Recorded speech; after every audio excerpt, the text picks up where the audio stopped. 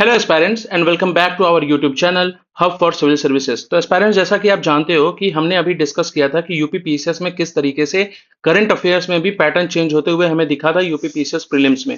तो जैसा कि आपने यहाँ पे देखा होगा, हमने इस चीज को डिस्कस भी किया था।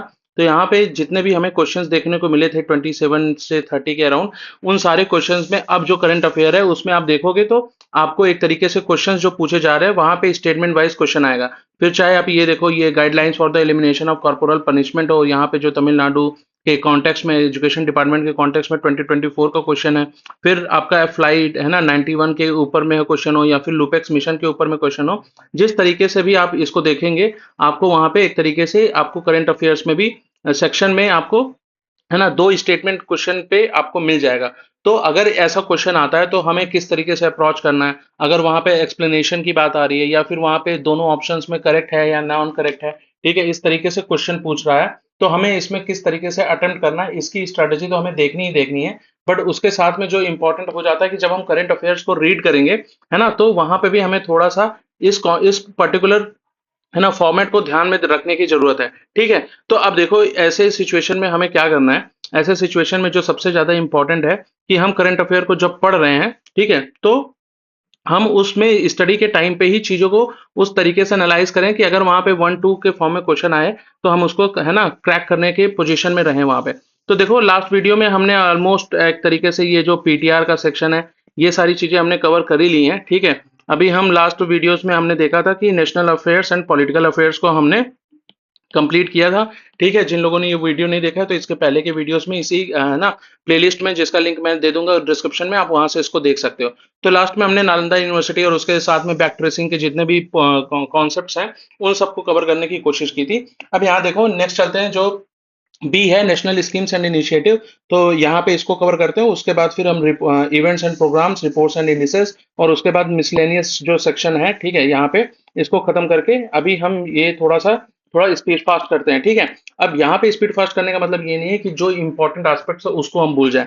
तो सबसे इंपॉर्टेंट जो काम यहाँ पे रहेगा वो रहेगा कि जो साथ में इंफॉर्मेशन आ रही है उसको आप उसी टाइम पे रखो। ठीक है, क्वेश्चन किस तरीके से पूछा जा सकता है उसके ऊपर हम देख सकते हैं। ठीक है, तो देखो सबसे पहला सेक्शन क्या है। सबसे पहला सेक्शन है कि नेशनल स्कीम्स, है ना, एक तरीके से इनिशिएटिव और स्कीम्स क्या रही हुई है इसमें।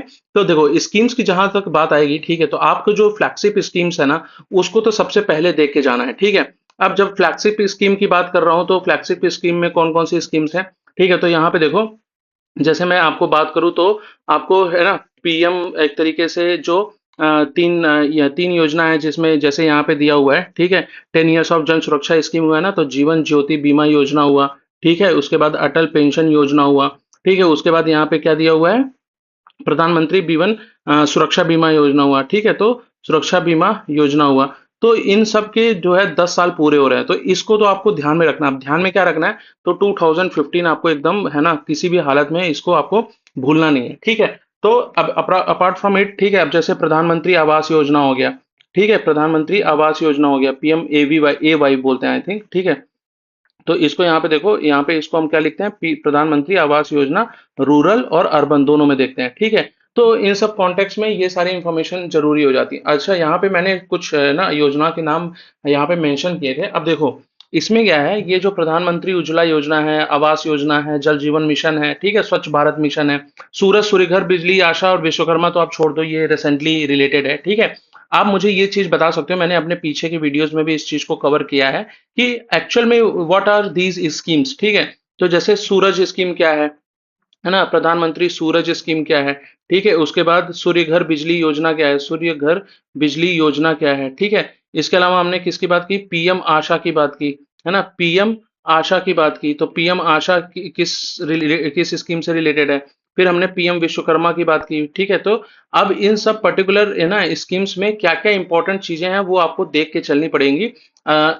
एग्जाम में क्वेश्चन डायरेक्टली यहाँ से पूछे गए हैं। ठीक है, अगर मैं आपको, ठीक है, 2024 की ही बात करूं, ठीक है, तो 2024 में है ना प्रधानमंत्री से रिलेटेड जो 3-4 स्कीम्स थी, ठीक है, उस पे एक नहीं, दो नहीं, 3 क्वेश्चन के आसपास पूछा गया था।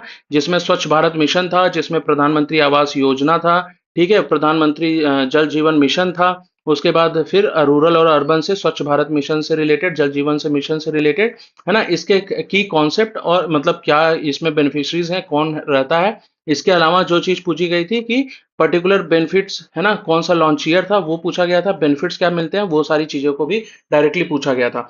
तो जैसे देखो विकसित कृषि संकल्प अभियान, तो अब ये आपने एक बार इसमें, है ना, एक तरीके से पढ़ा हुआ है, तो आपको ये आइडिया तो रहेगा कि ये पर्टिकुलरली, है ना, इस बार था, तो 2025 लॉन्च ईयर में याद रह जाएगा। जो चीज इंपॉर्टेंट है कि यहाँ कि विकसित कृषि अभियान के संकल्प अभियान के साथ साथ में जो सबसे इंपॉर्टेंट है कि इस कैंपेन को कहाँ से लॉन्च किया गया, तो मोतिहारी से, है ना, एक तरीके से यहाँ पे मोतिहारी में कृषि विज्ञान केंद्र और बाकी चीज़ों को यहाँ पे दिया गया है। बट ये इंफॉर्मेशन हमारे लिए इतनी क्रूशियल नहीं रहेगी जितना क्रूशियल रहेगा कि यहाँ पे जो एक फैक्ट दिया हुआ है, वो फैक्ट क्या है, आईकार Indian institute of millet research एक तरीके से कहाँ पे है, तो ये आपको देखने को मिलता है हैदराबाद में।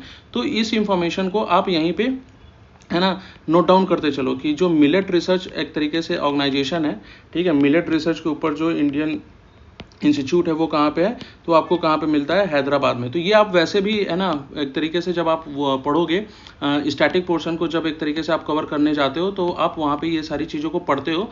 बट अभी ये आप यहाँ पे करंट अफेयर्स के साथ साथ में जितना आपको हो सके वो भी आप यहाँ पे कंप्लीट करते हुए चलो, ठीक है। तो नेक्स्ट देखते हैं यहाँ पे जो दूसरा इंफॉर्मेशन हमारे लिए यूज़फुल है, ठीक है। ये सेकंड स्कीम्स के बारे में है, जो मैंने बताया कि 10 साल हो रहे हैं जन सुरक्षा स्कीम्स के। अब प्रधानमंत्री जीवन ज्योति बीमा योजना, अटल पेंशन योजना और सुरक्षा बीमा योजना, तो आप याद रखो जीवन ज्योति बीमा योजना और सुरक्षा बीमा योजना ये एक्सीडेंटल और लाइफ इंश्योरेंस से रिलेटेड है, दोनों लाइफ इंश्योरेंस से रिलेटेड है। अटल पेंशन योजना एक तरीके से आपको देखने को मिल जाता है कि it is related to what, it is related to social security for all Indians, ठीक है। तो यहाँ पे की कॉन्सेप्ट क्या है कि यहाँ पे आपको ये ध्यान देना होगा, अगर ये पीसीएस ने एक तरीके से अगर यहाँ पे स्टार्ट कर दिया है यूपीएससी पैटर्न पे क्वेश्चन पूछना, ठीक है, यूपीएससी पैटर्न पे अगर इन्होंने क्वेश्चन को एक तरीके से स्टार्ट किया है पूछना, तो यहाँ पे ये क्वेश्चन बन सकता है कि क्या ये ऑल के लिए है, ठीक है, या फिर अनऑर्गेनाइज सेक्टर के लिए है, या फिर ये ऑर्गेनाइज सेक्टर भी इसमें आ सकते हैं। तो आप ये याद रखना कि ऑल के लिए है, बट इसमें ऑर्गेनाइज सेक्टर आई थिंक नहीं है, ठीक है। तो जो लोग भी जैसे ऑर्गेनाइज सेक्टर से बिलोंग करते हैं, ठीक है, उनके लिए जैसे बहुत और सारी पेंशन स्कीम्स हो सकती हैं, यूपीएस है, ओपीएस है, एनपीएस है, ठीक है। But mostly it is related to the all the other Indians जो कि स्पेशली पुअर है, अनप्रिविलेज्ड है एंड वर्कर्स जो अनऑर्गेनाइज सेक्टर्स में काम करते हैं, उनके लिए ये स्कीम है। कौन सी स्कीम, अटल पेंशन योजना। और जो इंपॉर्टेंट चीज़ है कि ये 2000 एक तरीके से 2015 में इसको लॉन्च किया गया हुआ है, ठीक है। तो 2015 को आप यहाँ पे इस कॉन्टेक्स्ट में याद रखोगे कि ये जो तीनों स्कीम्स हैं इसको 2015 में लॉन्च किया। अगर आपने ये तीनों एक तरीके से इंफॉर्मेशन याद की है, ठीक है, हो सकता है एग्जाम हॉल में आपका ये क्वेश्चन इसी पे सॉल्व आउट हो जाए, ठीक है, इसी पे आपको आंसर मिल जाएगा। क्यों? क्योंकि जो बाकी के ऑप्शन रहेंगे उसमें आप एलिमिनेट करने के पोजीशन में रहोगे अगर आपने इन 3 स्कीम्स का लॉन्च ईयर पता किया हुआ। इसी तरीके से स्वच्छ भारत मिशन है, स्वच्छ भारत मिशन है, ये कौन से ईयर में लॉन्च हुआ है, ठीक है। आयुष्मान भारत योजना है, आयुष्मान भारत योजना है, सॉरी इसको ABY से लिखते हैं हम, जस्ट अ सेकेंड। तो इसी तरीके से हम इसका लॉन्च ईयर भी याद कर लेंगे, आयुष्मान भारत योजना, ठीक है, ABY स्कीम। अब इसको लॉन्च किया गया था 2018 में, ठीक है। ये आपको अगर नई इन्फॉर्मेशन है तो आप इसको एक बार गो थ्रू कर लो। इसी से रिलेटेड अभी, है ना, बजट में एक तरीके से नया अनाउंसमेंट क्या था, आयुष्मान भारत योजना वय वंदन योजना, ठीक है, वय वंदन योजना। वय वंदन योजना किससे रिलेटेड हो गया, तो देखो यहाँ पे जो SECC डाटा के बेसिस पे, है ना, हमने क्या किया था, हमने health benefit, health insurance benefits दिए थे। किनको दिए थे, तो हमने दिए थे इसको जो भी SECC डाटा 2020 के 2011 के अंदर में फॉल करते थे, ठीक है, ऐसे क्लासेस से जहाँ पे, है ना, वो तरीके से पुअर कैटेगरी में या बाकी, है ना, जो उनके मेजर और भी वहाँ पे क्या बोलते क्राइटेरिया था बेनिफिशरीज को आइडेंटिफाई करने का। बट वो मेजरली आपको याद रखना होगा कि ये क्राइटेरिया किस पे बेसिस था, तो ये बेसिस था 2011, sorry I don't know why this particular thing is happening, थोड़ा सा अनोइंग है, ठीक है, जस्ट अ सेकेंड। तो ये किससे रिलेटेड था, 2011 में SECC डाटा के बेसिस पे हम ABY स्कीम में एक तरीके से हम उसमें बेनिफिट दे रहे थे, ठीक है। तो हमारे लिए क्या इंपॉर्टेंट है कि अभी जो आयुष्मान भारत योजना में किसको लाया गया है, तो वय वंदन योजना। वय वंदन योजना किससे रिलेटेड है, तो ये ओल्ड एज पीपल से रिलेटेड है। तो ओल्ड एज पीपल से रिलेटेड अभी कौन सी स्कीम लॉन्च हुई है 2025 में, तो ये लॉन्च हुई है आयुष्मान भारत वय वंदन योजना। तो ये भी आप यहाँ पे एक तरीके से इसको है ना मार्क करते हुए चलेंगे, ठीक है। अब देखो, अब यहाँ पे इम्पॉर्टेंट ये एस्पेक्ट्स में हमने अटल पेंशन योजना को देखा, और मैं ये यहाँ पे इम्फेसाइज किस पे कर रहा हूँ, ये ऑल एंड अनऑर्गेनाइज सेक्टर पे, ठीक है। यूपीएस, एनपीएस, ठीक है, और ओपीएस ये एक अलग चीज़ है जिसको आप देखते ही हो, लेकिन यहाँ पे इम्पॉर्टेंट कौन सा है, तो हमें ये चीज़ देखना है। अब देखो नेक्स्ट यहाँ पे किसके बारे में दिया हुआ है, तो यहाँ पे आपको इन्फॉर्मेशन दिया जा रहा है केन बेतवा लिंक प्रोजेक्ट पे, ठीक है। केन बेतवा लिंक प्रोजेक्ट तो आपको पता है, ठीक है, ये कौन से राज्य में है, तो आपको पता है मध्य प्रदेश में मेजर फॉल करता है, ठीक है। बुंदेलखंड रीजन यूपी के बगल में भी फॉल करता है, ये इंपॉर्टेंट है। लेकिन एक और जो इंपॉर्टेंट कौन सा प्रोजेक्ट है जो इस बजट में अनाउंस था, ठीक है, तो वो कौन सा था, कोसी मेची, है ना, रिवर लिंक प्रोजेक्ट था। कोसी मेची रिवर, है ना, इंटरलिंक प्रोजेक्ट, है ना, एक तरीके से बजट में बिहार के कॉन्टेक्स्ट में हमें प्रायोरिटाइज करके देखा गया था। तो आपको ये भी याद होना चाहिए कि अब ये मेची जो है ये ना, ये किसकी है ना, ट्रिब्यूटरी है। तो ये इंफॉर्मेशन काफ़ी क्रुशियल हो जाती है। अगर आप में से इसको किन्हीं लोगों ने नहीं देखा है तो आप हमारे वीडियोज़ को भी एक बार गो थ्रू करो, ठीक है, जहाँ पर हमने मंथली, है ना, बेसिस पे हमने मंथली बेसिस पे एक तरीके से इसको कवर किया। वहाँ पे हमने कोसी मेची इंटरलिंकिंग प्रोजेक्ट, उसके बाद मेची का, है ना, एक तरीके से हमने थोड़ा सा डीप डाउन करके कि ये किसकी ट्रिब्यूटरी है, ठीक है। बाकी इसके ऑल एस्पेक्ट्स में हमने चीज़ों को कवर किया हुआ है, ठीक है। तो अभी क्या इन्फॉर्मेशन इंपॉर्टेंट है कि केन बेतवा को आप अगर पढ़ रहे हो तो उसके साथ में आप कोसी मेची इंटरलिंकिंग प्रोजेक्ट को आप ध्यान में रखोगे। और ये प्रोजेक्ट कहाँ पे रिलेटेड है, तो ये बिहार में आपको देखने को मिलता है, ठीक है। और कोसी मेची, मेची किसकी डिस्ट्रीब्यूटरी है, तो आप याद रख लेना, महापद्मानंदा जो वहाँ की एक तरीके से, है ना, रिवर है, उसकी एक तरीके से ये ट्रिब्यूटरी होती है मेची, ठीक है। नॉर्थ बिहार की एकदम, है ना, ईस्टर्न पार्ट में, नॉर्थ ईस्टर्न पार्ट में आपको ये इंटरलिंकिंग प्रोजेक्ट देखने को मिल जाएगा, ठीक है। अब यहाँ पे आते हैं, नेक्स्ट देखते हैं। तो the first project under the national perspective plan, अच्छा ये जो है ना कोसी जो केन बेतवा इंटरलिंकिंग प्रोजेक्ट है, ये एक तरीके से फर्स्ट प्रोजेक्ट है अंडर द पर्सपेक्टिव प्लान, ठीक है। बस इतनी इंफॉर्मेशन याद रखो, ये इस तरीके से नहीं पूछेगा, जो पूछेगा वो मैंने आपको बता दिया। अब ये cruise Bharat mission not so important, तो इसको हम स्किप करेंगे, ठीक है। नेक्स्ट आते हैं नेशनल इवेंट्स प्रोग्राम्स में। अच्छा ठीक है, यहाँ पे दो चीज़ मैं आपको बता दूँ, जो स्कीम्स की बात है, ठीक है, ये स्कीम्स की बात है, तो स्कीम्स हमारे लिए इंपॉर्टेंट होगा। हम इसमें सारे स्कीम्स को कवर करेंगे, पीएम विश्वकर्मा, ठीक है, पीएम विश्वकर्मा, ठीक है।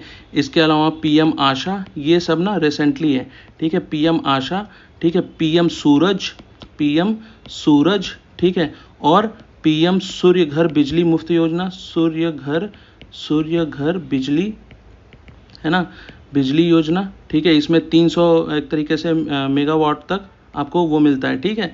और कौन सी हमने बात की थी, तो एक तरीके से पीएम यशस्वनी, ठीक है, पीएम यशस्वनी, ठीक है, एक यशस्वनी है और एक पीएम यशस्वी है, यशस्वी और यशस्वनी, ठीक है, दो इस तरीके से हैं। तो इन सारी चीज़ों को हम देखते हुए तो चलेंगे, ठीक है, लेकिन हम इसको बाद में और अच्छे से डिटेल में करेंगे, क्योंकि हाई चांसेस क्वेश्चन यहाँ पे आएगा, ठीक है। जैसा मैंने बताया, आयुष्मान भारत योजना कौन से ईयर में, एक तरीके से 2018 है आई थिंक, ठीक है। If I am wrong please let me know, ठीक है। आयुष्मान भारत योजना इंपॉर्टेंट हो गया।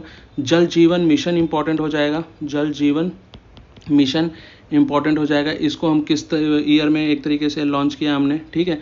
और क्या इंपॉर्टेंट हो जाएगा, कैच द रेन, ठीक है, कैच द रेन इनिशिएटिव। अब ये कौन से, है ना, एक तरीके से किस मिनिस्ट्री का इनिशिएटिव है, ये इंपॉर्टेंट होता है। इसके अलावा कौन सी चीज़ इंपॉर्टेंट है, जैसे अभी जल महोत्सव की बात हुई थी, तो जल महोत्सव और कैच द रेन, क्या ये दोनों सेम मिनिस्ट्री के हैं, तो यहाँ पे क्वेश्चन इस फॉर्मेट में बन सकता है। स्कीम्स बहुत मेजर पोर्शन है, आप इस चीज़ को अंडरस्टैंड करके रखो। कैच द रेन जो है एक तरीके से मिनिस्ट्री ऑफ, है ना, JS, ठीक है, मिनिस्ट्री ऑफ जल शक्ति का है, लेकिन जो जल महोत्सव था ये एक तरीके से नीति आयोग का इनिशिएटिव था, ठीक है। इसके साथ में मैंने प्रीवियस वीडियो में नीति आयोग का संपूर्णता अभियान की भी बात की थी, तो संपूर्णता अभियान किस चीज़ से रिलेटेड था, ये भी मैंने आपको बताया था डिटेल में, ठीक है। तो आपको इस तरीके से चीज़ों को अभी के अभी बैक ट्रेस करके, है ना, इंफॉर्मेशन को भी, है ना, देखते हुए जाना है, ठीक है। नेक्स्ट आते हैं तो यहाँ पे देखो ये जो पर्सपेक्टिव, अच्छा पर्सपेक्टिव प्लानिंग का हो गया। नेक्स्ट आते हैं, हाँ, तो नेशनल इवेंट्स एंड प्रोग्राम्स में जल्दी जल्दी देखेंगे, ठीक है। बहुत इंपॉर्टेंट जो चीज़ें होंगी हम उसको वहाँ पे कवर कर लेंगे, ठीक है। तो यहाँ पे देखो नेशनल पर्सपेक्टिव प्लानिंग में जो सबसे इम्पॉर्टेंट एस्पेक्ट था कि चेनाब रेल ब्रिज, ठीक है। तो आपको पता है कि हमने ये डिस्कस किया हुआ है कि ये कहाँ पे है, तो कश्मीर में, ठीक है। कश्मीर में एक तरीके से बना है, कहाँ पे, कहाँ के बीच में, तो ये उधमपुर, ठीक है। और किसको हम जोड़ रहे हैं, उधमपुर से बारामूला को जोड़ रहे हैं। उधमपुर बारामूला के बीच में जो हमारा एक रेल लिंक प्रोजेक्ट चल रहा है उसमें हमें ये देखने को मिलता है। बीच में क्या आता है, बीच में आता है श्रीनगर, ठीक है। बीच में श्रीनगर आता है, आपको पता होगा, ठीक है। जो चेनाब ब्रिज है इट इज़ द हाईएस्ट, ठीक है। सेकंड हाईएस्ट कौन सा है, सेकंड हाईएस्ट है अंजी खड़ ब्रिज। हमने ऑलरेडी इसको सेक्शन में एक तरीके से डिटेल में बात की हुई है, ठीक है।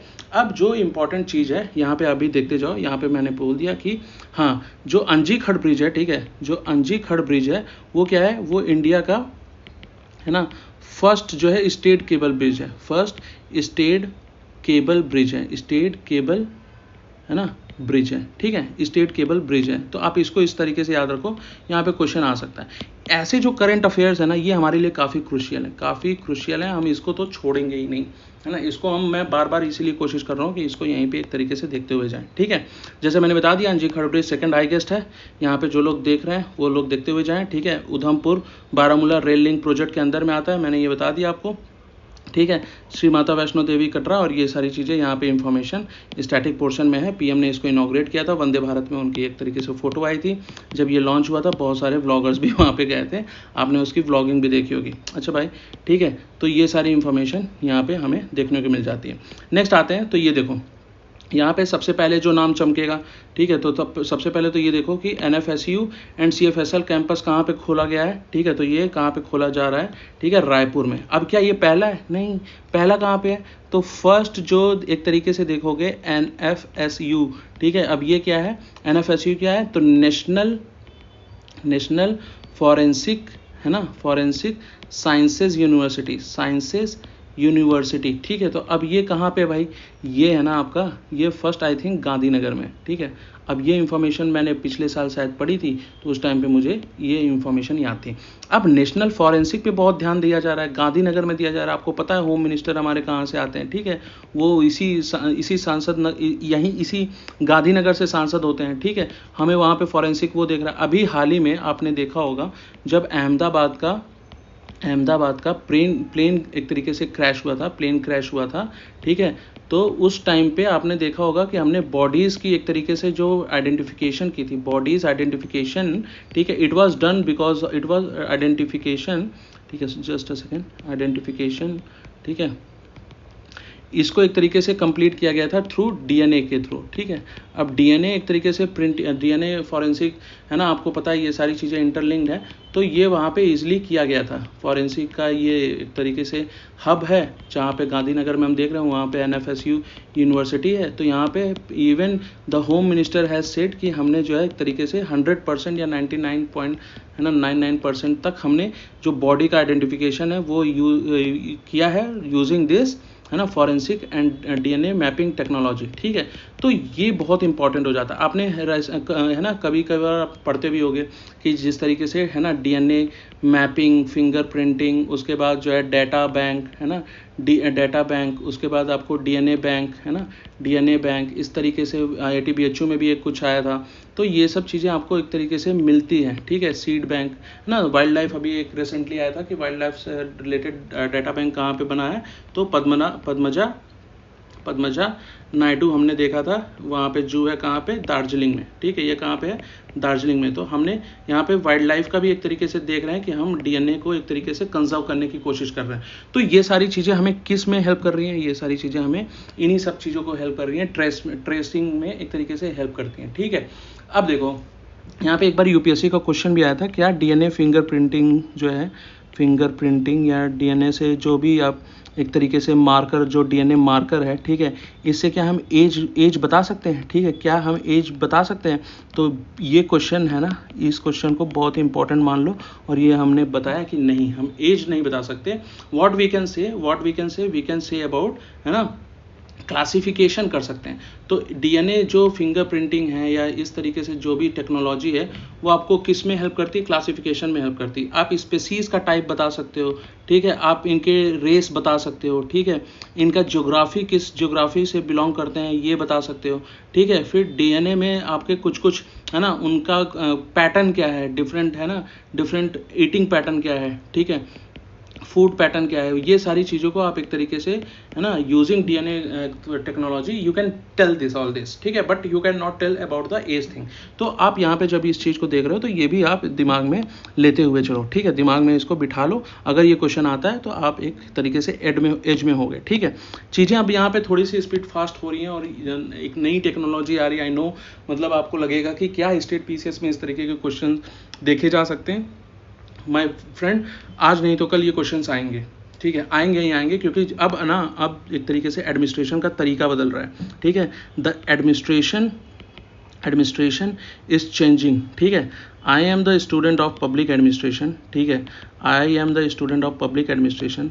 मैं पब्लिक पॉलिसी में एक तरीके से काम करता हूँ, ठीक है, ठीक है। तो मुझे ये पता है कि आने वाले टाइम में डेटा, ठीक है, इसके अलावा जो मैंने डीएनए की, फॉरेंसिक की, है ना, पोलिसिंग की, इन सब की जो बात की है, ठीक है, तो these landscapes are going to be change, these landscapes are going to be change, and जो होल बंच ऑफ रिफॉर्म्स हैं, ठीक है, वो इसी डायरेक्शन में लिए जा रहे हैं कि इन चेंजेस को हम इनकॉर्पोरेट करें।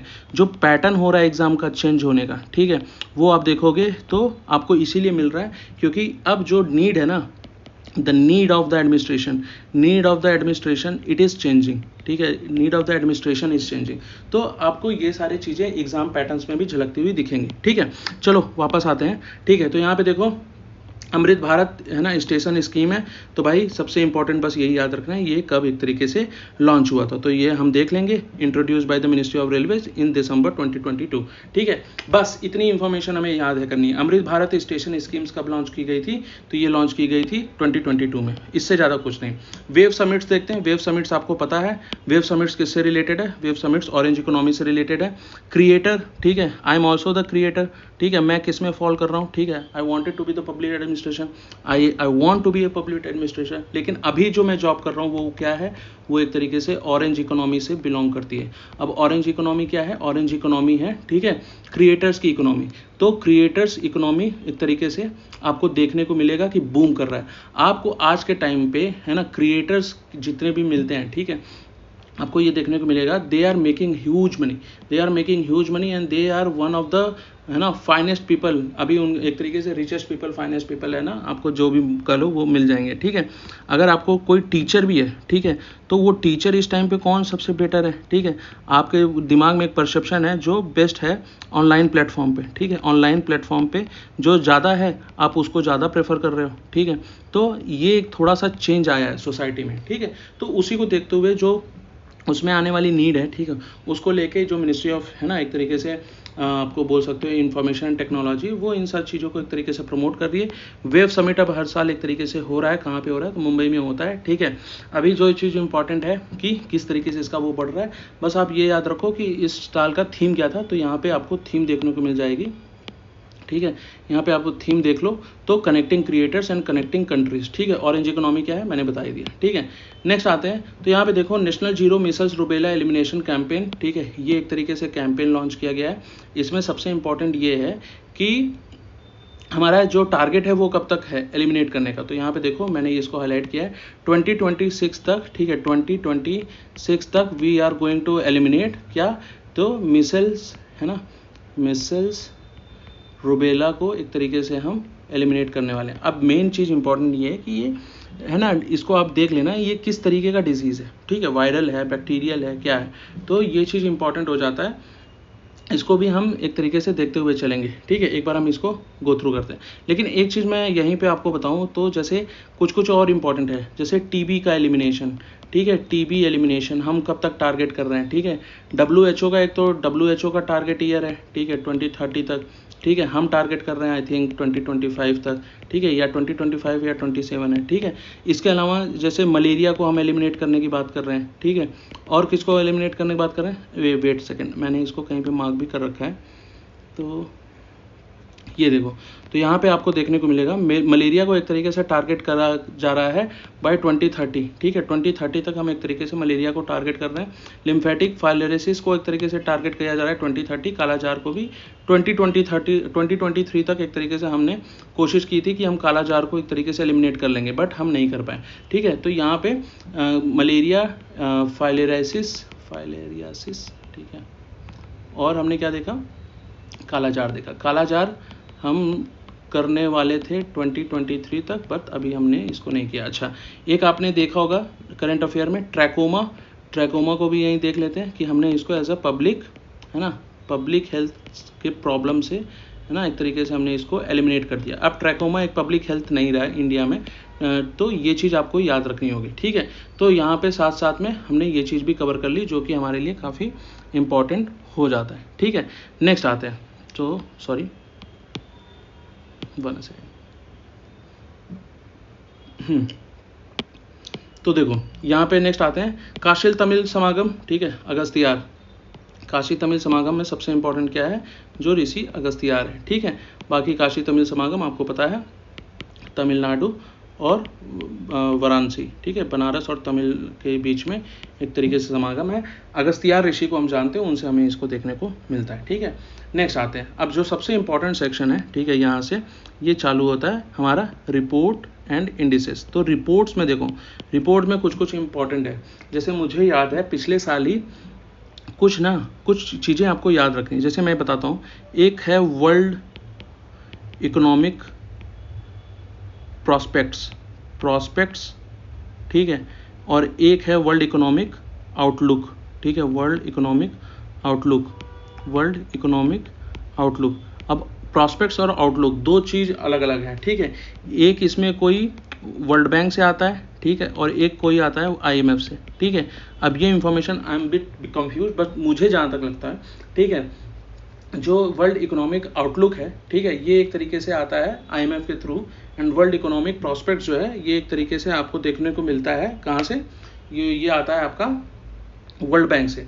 तो अब इस तरीके की चीज़ें है ना डायरेक्टली पूछी जाती हैं, इस तरीके की चीज़ें डायरेक्टली आपसे पूछ ली जाएंगी, तो वहाँ पे आपको ये देखना होगा कि आपको है ना, आप उस कंफ्यूजन की स्थिति में ना रहो, क्योंकि ये थोड़ी सी है ना मेजर रिपोर्ट्स हैं, तो इन मेजर रिपोर्ट्स को आपको नहीं भूलना है। जैसे मैं एक और बताऊं कि वर्ल्ड एनर्जी आउटलुक है, ठीक है, वर्ल्ड एनर्जी आउटलुक है, ठीक है, तो वो आपको तो IEA आपको पता ही होगा, ठीक है। लेकिन कई बार जो लोग कंफ्यूज होते हैं, ठीक है, वो इन दो में कंफ्यूज होते हैं, तो आपको थोड़ा सा ये दिमाग में रखना होगा, जो आउटलुक है, ठीक है, तो ये कौन बताएगा, ठीक है। तो आप इसको ये देखना कि वर्ल्ड इकोनॉमिक आउटलुक के बारे में, जैसे एक पूरे आउटलुक मतलब पूरा एक तरीके से खाका दे रहा है, तो वो कौन देगा हमें, IMF को हम देख सकते हैं, ठीक है। लेकिन अगर प्रॉस्पेक्ट की बात कर रहा है कि भाई इस साल जो है क्या इंडिया का क्या ग्रोथ रहेगा, इसका क्या ग्रोथ रहेगा, तो ये हम मोस्टली वर्ल्ड बैंक को देखते हैं। वर्ल्ड बैंक के और भी डेवलपमेंट के पैरामीटर्स होते हैं, उस पर इनकी और भी बुक्स आती हैं, वो इंपॉर्टेंट है। लेकिन इसके अलावा जैसे हमने एक और बात की थी वर्ल्ड इन्वेस्टमेंट रिपोर्ट की, ठीक है, वर्ल्ड इन्वेस्टमेंट रिपोर्ट की, तो अब ये काफ़ी अलग है, ठीक है। लोग इसको सोचते हैं कि ये किसका है, ठीक है। तो आपको यहाँ पे थोड़ा सा ये याद रखना होगा, ये कौन सी है, ये अंकटैड की है, ठीक है। अब अंकटैड क्या है, तो अंकटैड भाई एक पोर्टल है जो ट्रेड और इससे रिलेटेड डाटा देता है, उसी की इन्वेस्टमेंट रिपोर्ट भी होती है। तो ऐसी चीज़ों को ना आपको भूलना नहीं है, इसको भी साथ ही साथ देख के चलना है। अगर ये 3 क्वेश्चन आता है, मुझे जहाँ तक याद है वर्ल्ड इन्वेस्टमेंट रिपोर्ट पिछली बार अंकटैड दिया हुआ था ऑप्शन में, और एक ऑप्शन से मेरा पूरा क्वेश्चन सॉल्व हो गया था, ठीक है।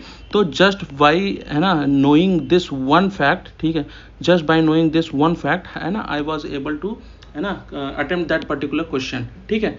तो आपको इस तरीके से देख के चलना है, ठीक है। चलो यहाँ पे आते हैं, तो सबसे पहले अब क्या क्या चीज़ें ध्यान में देनी है वो हम एक तरीके से देखते हुए जाएंगे, ठीक है। तो जस्ट अ सेकेंड, तो यहाँ पे देखो परफॉर्मेंस ग्रेडिंग इंडेक्स है, ठीक है, PGI, ठीक है, किसके द्वारा है, सिर्फ यही देखना है कि ये क्या है, PGI जो है, ठीक है, ये किसके द्वारा है, तो ये एजुकेशन के द्वारा है, मिनिस्ट्री ऑफ एजुकेशन हमें याद रखना है, ठीक है। यहाँ पे ये देखो स्कूल एजुकेशन बेस्ड रिलेटेड है। अब यहाँ पे ग्रेडिंग एक तरीके से इंपॉर्टेंट है, ठीक है, ग्रेडिंग इंपॉर्टेंट है, और कहाँ पे कितने डोमेन्स को देखता है, तो 6 डोमेन को देखा जाता है। अब ग्रेडिंग की क्या प्रणाली है, तो ग्रेडिंग की प्रणाली यहाँ पे इन्होंने मेंशन कर रखी है, ठीक है।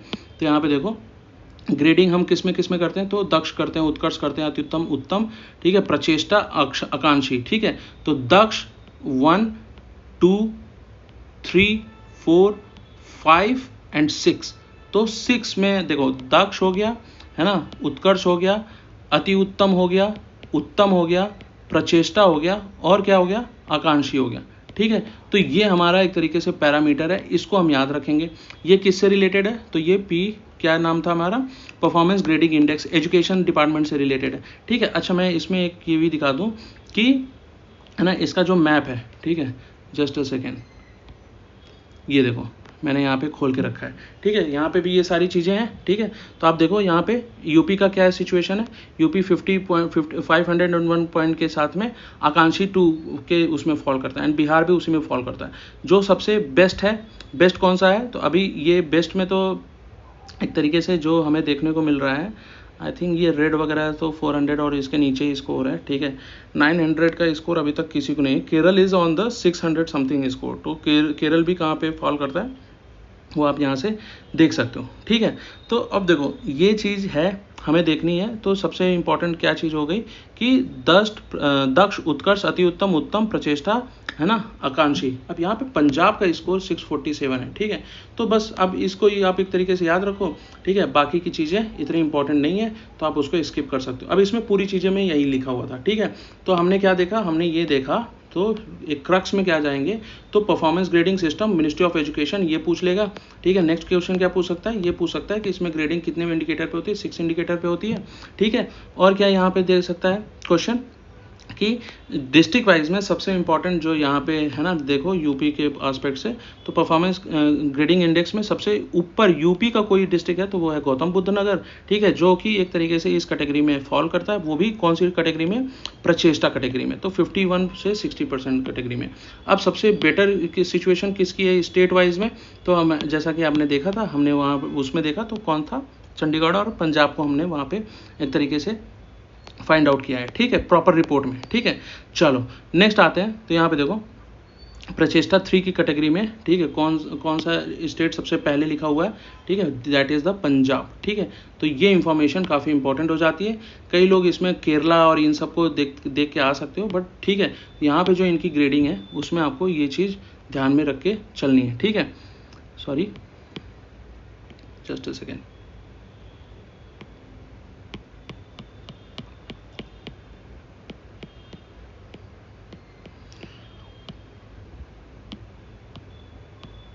Yes, we were there. ठीक है, तो ये हमने देखा। अब यहाँ पे सेकंड चीज़ क्या है, इंडिया जस्टिस रिपोर्ट। ठीक है, तो इंडिया की एक जस्टिस रिपोर्ट निकली है, इंडिया की है, वर्ल्ड की नहीं है, पहली बात तो ये याद रखना। ठीक है, तो इंडिया जस्टिस रिपोर्ट किसके द्वारा निकाली गई है, तो टाटा ट्रस्ट इंपॉर्टेंट नाम है। ठीक है, बाकी ये विधि लीगल एक तरीके से काफ़ी इंपॉर्टेंट है। टिस आपको पता चलता है, TISS and centre of social justice and common cause and commonwealth. ठीक है, तो ये इतना इंपॉर्टेंट नहीं, जितना इंपॉर्टेंट है कि हम इसको देखेंगे किससे, तो टाटा ट्रस्ट से स्टार्ट करेंगे इंडिया जस्टिस रिपोर्ट में। ठीक है, अब यहाँ पे 2 इंपॉर्टेंट चीज़ है। ठीक है, यूपी के एस्पेक्ट में अगर क्वेश्चन यहाँ पे बनता है, ठीक है, यहाँ पे अगर ब्लफ करने की कोशिश हुई तो वर्स्ट परफॉर्मेंस एक तरीके से पुलिस एंड जस्टिस डिलीवरी में देखो यूपी जो है ना नीचे से 17वें स्कीम पे आता है। ठीक है, तो भाई ये टॉप में नहीं है। ठीक है, टॉप में नहीं है, बॉटम में भी नहीं। तो बस इतना याद रखना कि यूपी का जो अभी है ना, हो सकता है मीडिया नैरेटिव्स में अगर आप जाओगे तो आपको लगेगा कि इट इज़ द बेस्ट, है ना, करेंटली, बट नहीं, आप उस कॉन्टेक्स्ट में इसको एक तरीके से वो देखोगे। और यहाँ देखो ये struggling in the justice delivery और ये सारी चीज़ें। तो अब यहाँ पे निगेटिव कॉन्नोटेशन है, क्वेश्चन नहीं पूछेगा, बट मैंने ये बता दिया टाटा ट्रस्ट के ऊपर में क्वेश्चन बन सकता है। ठीक है, नेक्स्ट आते हैं। तो यहाँ पे देखो सबसे इंपॉर्टेंट है population estimation of riverine dolphins. ठीक है, तो यहाँ पे जो सबसे इंपॉर्टेंट है कि डॉल्फिन्स यहाँ पे क्वेश्चन है ना, डॉल्फिन्स पे क्वेश्चन बन सकता है। सबसे पहले 2 इंफॉर्मेशन आप रख लो कि डॉल्फिन जो इंडिया में है वो एक तरीके से गैंगेटिक डॉल्फिन, ठीक है, गैंगेटिक, और इंडस डॉल्फिन जो हमें नेटिव देखने को मिलती है। इसके अलावा इरावदी डॉल्फिन्स भी कभी कभी अगर आपको देखने को मिल गई तो बंगाल के सागर में। ठीक है, बट वो they are non native to India. Irrawaddy है ना रिवर की वो है। ठीक है, अब गैंगेटिक डॉल्फिन, और ये इंपॉर्टेंट हो जाता है, इसको हम सॉस के नाम से भी जानते हैं। ठीक है, सॉस है ना, ये इसका एक तरीके से लोकल नेम है। यूपी और बिहार में एक तरीके से इसको हम सॉस के नाम से है ना जानते हैं। ठीक है, इंपॉर्टेंट क्या है कि नेशनल एक्वेटिक एनिमल है, ठीक है। और क्या इंपॉर्टेंट फैक्ट है कि इसकी जो एक सेंचुरी है डॉल्फिन सेंचुरी वो कहाँ पे है, तो वो बिहार के कहाँ पे है, तो विक्रमशिला में है। विक्रमशिला कहाँ पे है, विक्रमशिला आई थिंक पड़ता है भागलपुर में, ठीक है, जस्ट ए सेकेंड, ये पड़ता है भागलपुर में, ठीक है।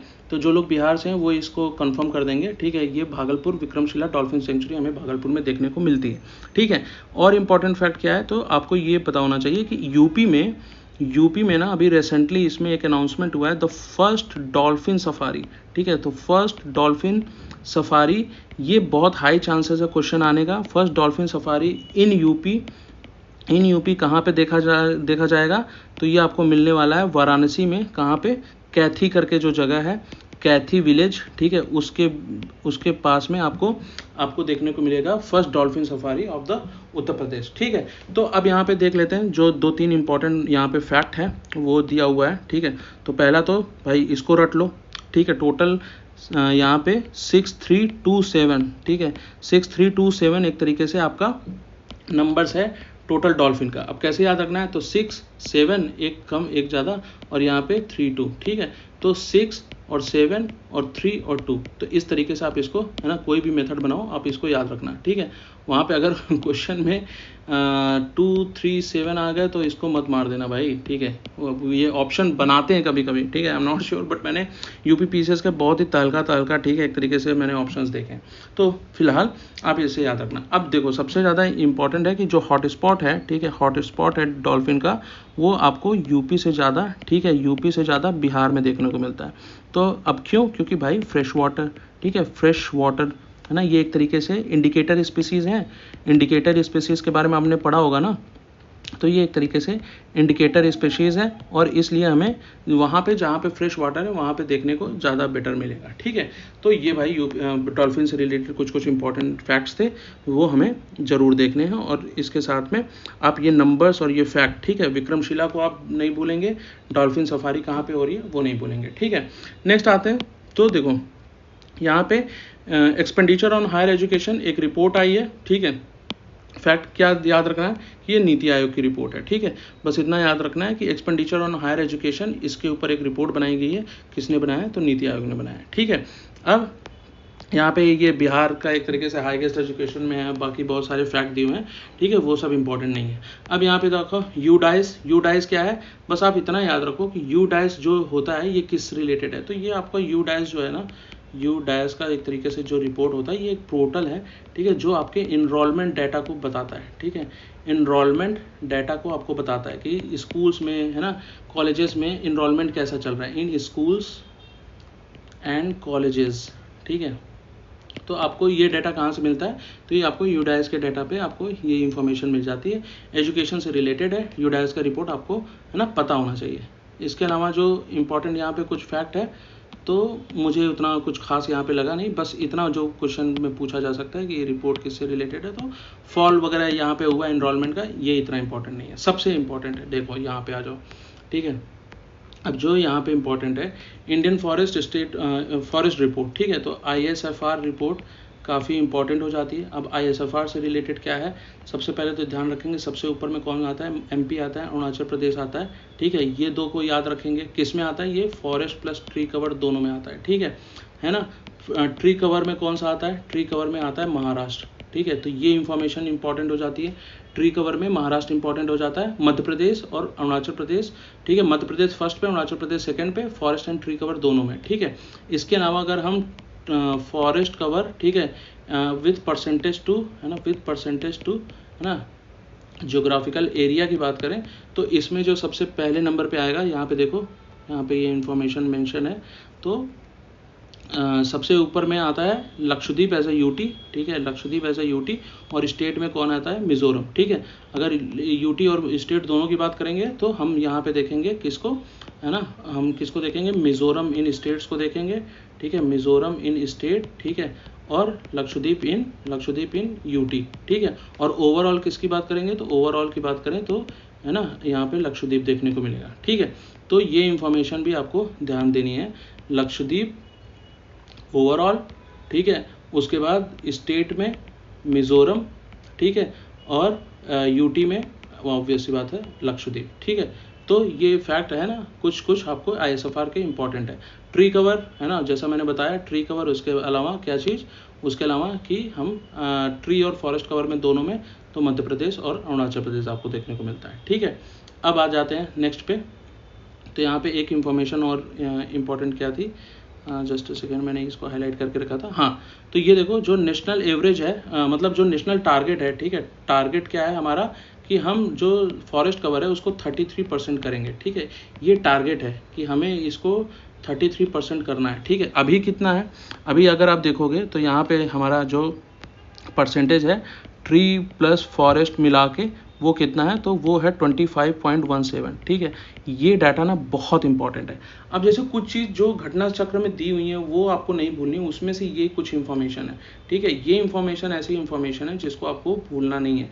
अब ये क्या हुई है, इंक्रीज की है पिछली बार से इंक्रीज की है। ठीक है, तो ये चीज़ आपको इन्फॉर्मेशन रटी होनी चाहिए कि भाई हमारा जो ट्री कवर और फॉरेस्ट कवर है जो कि 33% होना चाहिए, बट अभी कितना है, तो अभी कितना 25.17% है। ठीक है, टोटल ज्योग्राफिकल एरिया और एरिया के टर्म्स में बात करें तो 827,356। ठीक है, 827,356। अब इसको याद करने का कोई मेथड निकालो आप। ठीक है, मुझे नहीं पता, बस मैं ये देख पा रहा हूँ कि 8 है, 7 है, यहाँ पे 2 है तो एक बढ़ा दिया, और 5 और 6। ठीक है, अब इस तरीके से कोई एक मेथड निकालो। ठीक है, जहाँ पे आपको 1-1 का डिफरेंस मिलना चाहिए। ठीक है, तो भाई मुझे ये एक तरीका लगा तो मैंने बता दिया, आप इसको एक तरीके से याद करके रखोगे। ठीक है, तो ज्योग्राफिकल परसेंटेज का 25.17% जो है ना हमारा क्या है, फॉरेस्ट एरिया है। तो ये आपको याद रखना है। ठीक है, अब आते हैं नेक्स्ट, यहाँ पे state of Maharashtra tree cover की बात हमने कर ली। मैनग्रोव का भी यहाँ पे डाटा दिया हुआ है, बस इतना आपको याद रखना है कि मैनग्रोव में है ना सबसे हाईएस्ट किसका है, तो वेस्ट बंगाल है, सेकंड पे कौन है, तो गुजरात है। ठीक है, अब यहाँ पे क्या अंडमान एंड निकोबार कितना है, 12% है, और गुजरात का 23. ठीक है, तो वेस्ट बंगाल हमें याद रहेगा, सबसे highest percentage West Bengal, and second highest is the Gujarat. ठीक है, आंध्र प्रदेश थर्ड पे आई थिंक। ठीक है, अंडमान निकोबार और स्टेट में है ना आंध्र प्रदेश। ठीक है, चलो ये इन्फॉर्मेशन हो गई, बाकी इन्फॉर्मेशन इतना नहीं है, ये जो बेसिक्स होगा ये हमें देख लेना है, बाकी ये चीज़ हमारी गलत नहीं होनी चाहिए। तो भाई क्या याद रखोगे, 25.17% याद है। ठीक है, 8, 7, 2, 3 है ना, 5, 6 ये याद है। I think it is correct,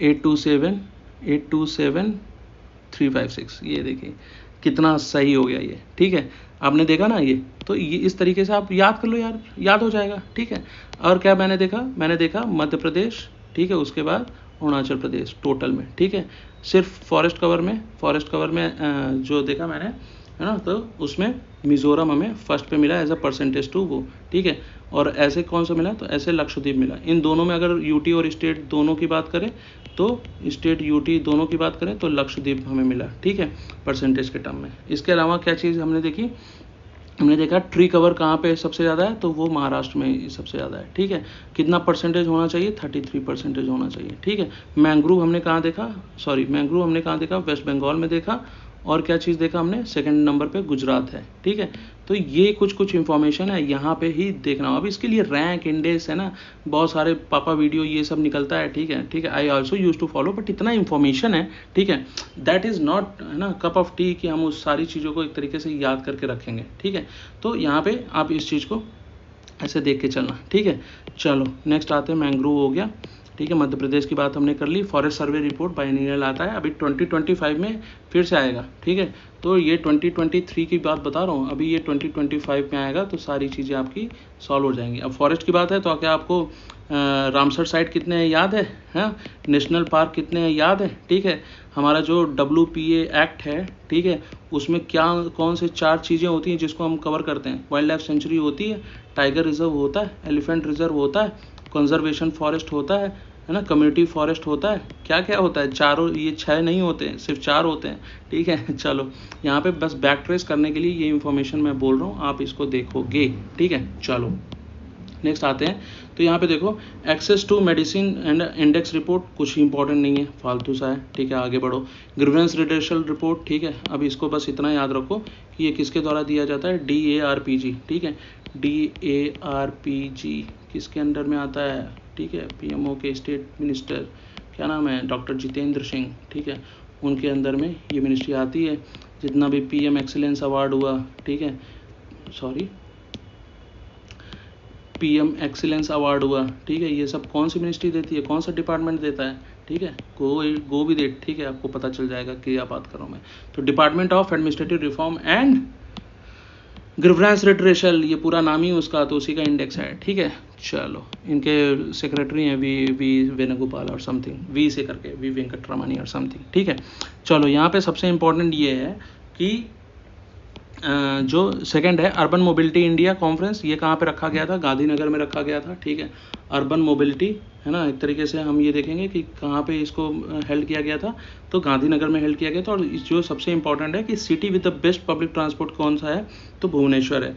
तो यहाँ पे ये बताया जा रहा है कि बेस्ट जो ट्रांसपोर्ट है, ठीक है, किसी एक सिटी का, तो वो कौन सा है, तो वो भुवनेश्वर। अब लोगों का नाम नहीं जाएगा यहाँ पे, दिमाग में नहीं जाएगा, ठीक है। इंदौर दे दिया, ठीक है, भोपाल दे दिया, दिल्ली दे दिया, मुंबई दे दिया, आप मार के आओगे, बट आपको क्या याद रखना है कि Bhubaneswar is the right answer. अब क्यों इसको इस तरीके से कर रहा हूँ, ये एम्फेसाइज करके, भाई इसको पढ़ लो, रट लो, जो भी करना है, ठीक है, भुवनेश्वर को भूलना नहीं है, ठीक है। तो Bhubaneswar is the city which has the best, है ना, ट्रांसपोर्ट मैकेनिज्म, ट्रांसपोर्ट सिस्टम, ठीक है। इसके अलावा क्या चीज़ दी हुई है कि और भी दो जो तीन इंफॉर्मेशन जो साथ में दिया हुआ है वो भी देखते जाना, ठीक है।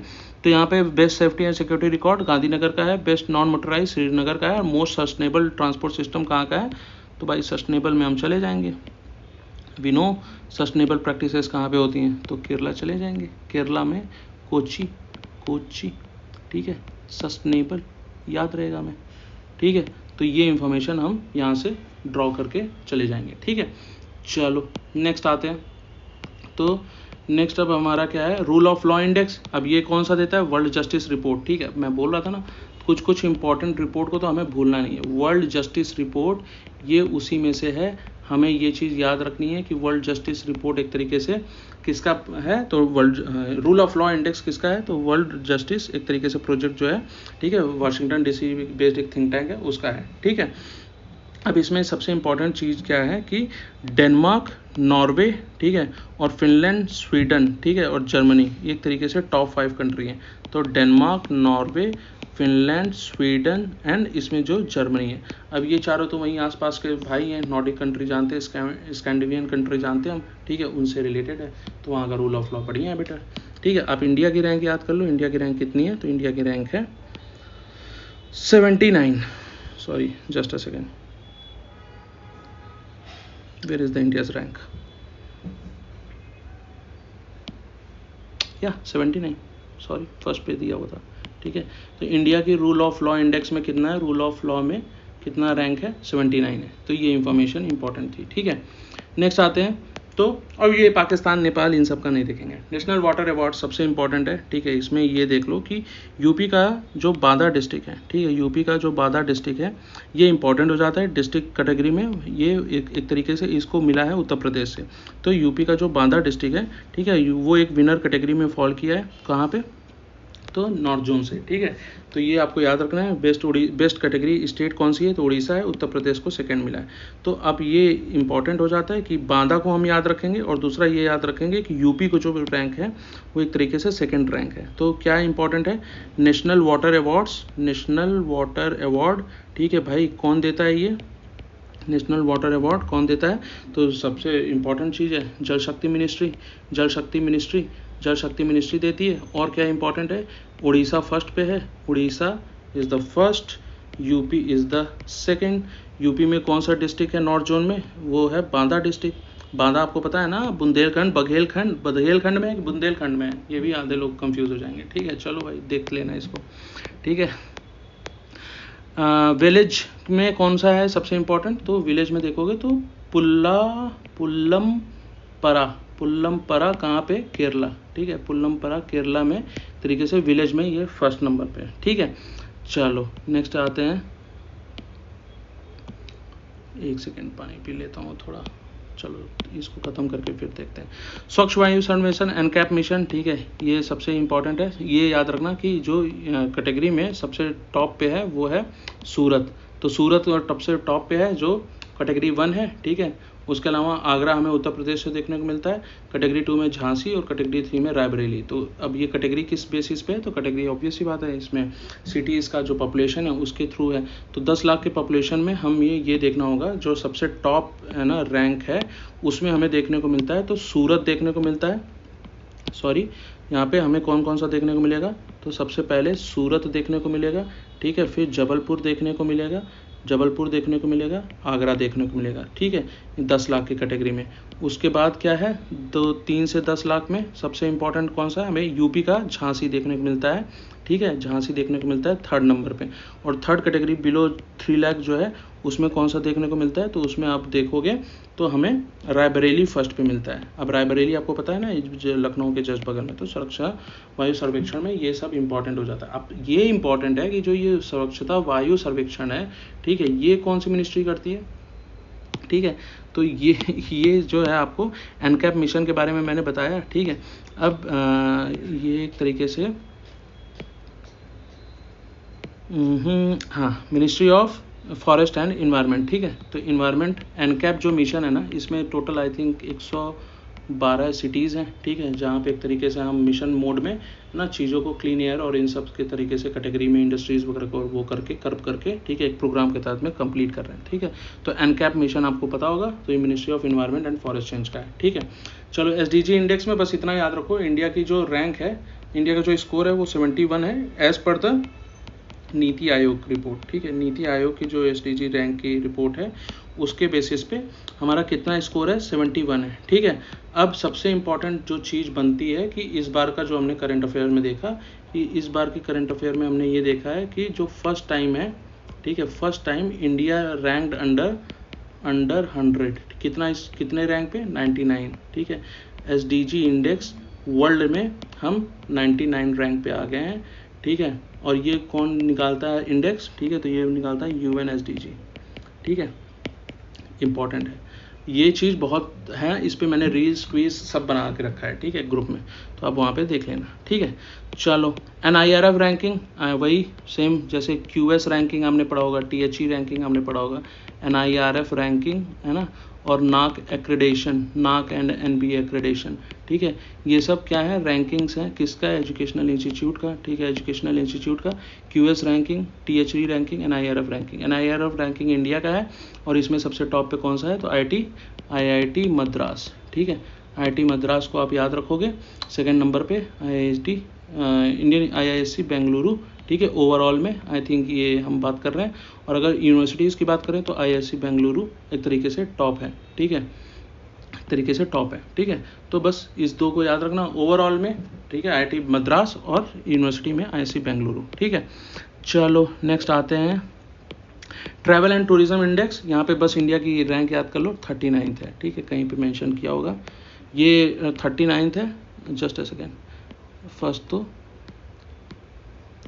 तो ये याद रखना कि ये WEF, ठीक है, WEF के द्वारा दिया जाता है, कौन सा, वर्ल्ड इकोनॉमिक फोरम, ठीक है, वर्ल्ड इकोनॉमिक फोरम, ठीक है, इसके द्वारा ये दिया जाता है। 2022 में इनिशिएट किया गया था। और अभी जो इंडिया की रैंक है वो कितनी रैंक है, अभी इंडिया की रैंक है टोटल, तो इंडिया की रैंक कितनी है भाई, 39th, मैंने बोला ना, सॉरी, 39th रैंक है इंडिया की, ठीक है। तो ये आपको इन्फॉर्मेशन याद होगी, ये देखो यहाँ पे दिया हुआ है मेंशन, ठीक है, यहाँ पे मेंशन है कितनी पोजीशन है, 39th पोजीशन है, ठीक है। चलो नेक्स्ट आते हैं, एक सेकेंड इसको हम रफ ही कर लेते हैं। चलो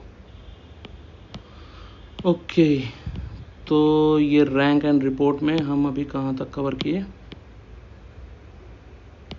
travel and tourism, we have talked about the IIT Delhi, NIRF ranking, ठीक है, ओके। अब यहाँ पे मिसलेनियस सेक्शन है, तो मिसलेनियस सेक्शन को हम एक तरीके से फिर से अलग से करते हैं, ठीक है।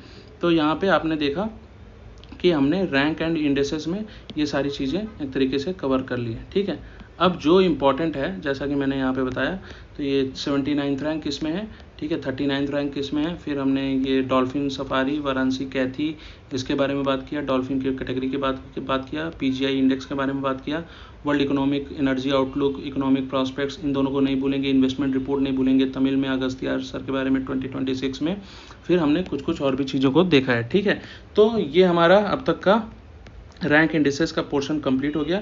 मिसलेनियस सेक्शन अब यहाँ पे बच गया है। ठीक है, इसके बाद हम आ जाएंगे इंटरनेशनल अफेयर्स पे। ठीक है, और उसके साथ में हम कंटिन्यू करेंगे, फिर इकोनॉमिक अफेयर्स बचेगा और फिर है ना साइंस एंड टेक्नोलॉजी। ठीक है, तो चलो अभी इन्वायरमेंटल भी आएगा एक तरीके से। तो मिसलेनियस कल करेंगे और कल कोशिश करेंगे कि इंटरनेशनल अफेयर्स तक हम पूरा कंप्लीट करके जाएं। ठीक है, तो यहाँ पे इसी के साथ अभी फिर रखते हैं, फिर नेक्स्ट वीडियो में मिलेंगे आपसे, तब तक के लिए जय हिंद।